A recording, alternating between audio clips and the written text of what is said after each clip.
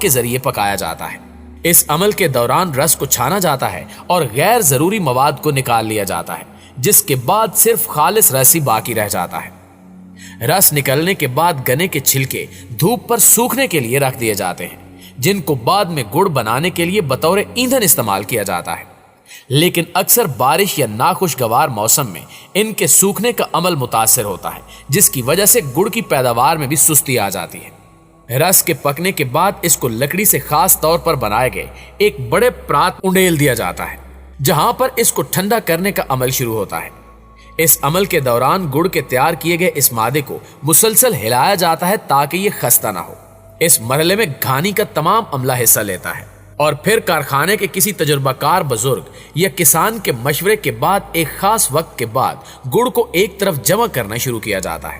گڑ کو اسی پرات میں جمع کیا جاتا ہے اور اس عمل میں گڑ کی بھیلیوں کا سائز کا تعین کیا جاتا ہے۔ بھیلیاں یا ٹکیاں بنانے کے دوران اس میں مختلف خشک میوے بھی شامل کیے جاتے ہیں، جن کو علاقائی زبان میں مسالہ دار گڑ کہتے ہیں، جس کو بہت زیادہ پسند کیا جاتا ہے۔ گڑ کی تیاری کے بعد اس کو منڈیوں میں بھیجا جاتا ہے، جہاں سے اس کی ترسیل ملک بھر کے علاوہ افغانستان، مشرق وسطی اور وسطی ایشیا کے بیشتر ممالک کو بھی کی جاتی ہے۔ ملک بھر میں گھانیوں میں جہاں قدیم طریقے سے گڑ بنانے کا عمل اب بھی جاری و ساری ہے اور زیادہ تر کاشتکار اسی پر انحصار کرتے ہیں، وہیں دوسری طرف کچھ کاشتکار فصل کی تیاری کے بعد گنے کو شوگر ملز کے ہاتھوں فروخت کر دیتے ہیں، جس سے ان کے خیال میں فوری اور نقد آمدنی ہوتی ہے۔ ناظرین گرامی، اگر ہم چینی یا گنے کی تاریخ کا جائزہ لیں تو زمانہ قدیم میں گنے کو میٹھے ذائقے کے باعث چباتے ہوئے اسے گھریلو استعمال میں لانے کے سب سے پہلے اشارے 8000 قبل مسیح میں ملتے ہیں۔